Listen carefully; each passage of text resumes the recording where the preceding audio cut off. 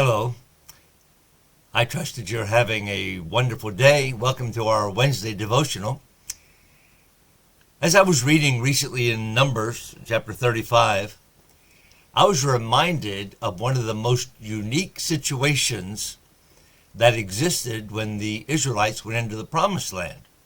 You probably remember this, but let me remind you of the cities of refuge.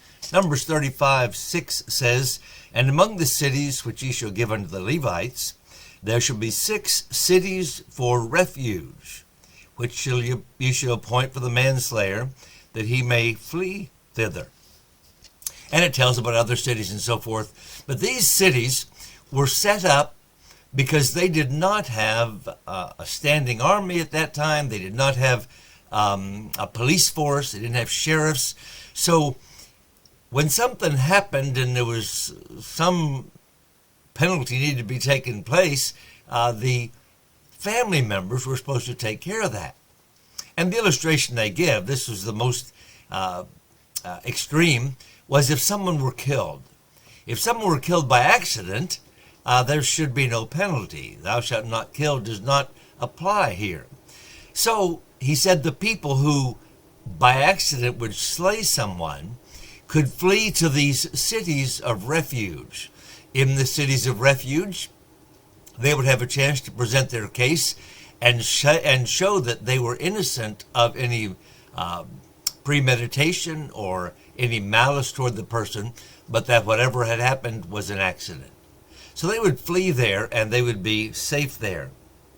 And what a blessing that was, because it shows us so much about our Savior. It shows us so much about the way he loves us.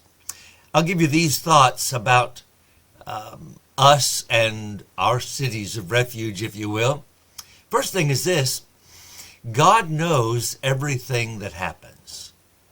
Back in these days, when someone would have an accident and accidentally slay someone, if there were only 2 there, it was only his word and no witnesses to say anything. But God knew. And right now, whatever we're going through, whatever we're facing, whatever judgment others may make of us, God knows. He knows the truth, he knows the motives, and he knows. Aren't you glad? Back then, the cities of refuge would rescue those people if they could make it there safely.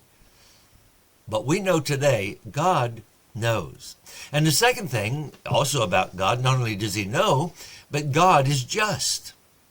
Just as he had for their safety the cities of refuge back in those days, today we can flee to him. No, I'm not talking about a physical injury or slaying. I'm talking about the fact that we're sinners. We are sinners before God, and God knows, but God is also just. The fact is, he's promised that sin must be paid for. The blessing is that Jesus Christ has paid for our sinfulness.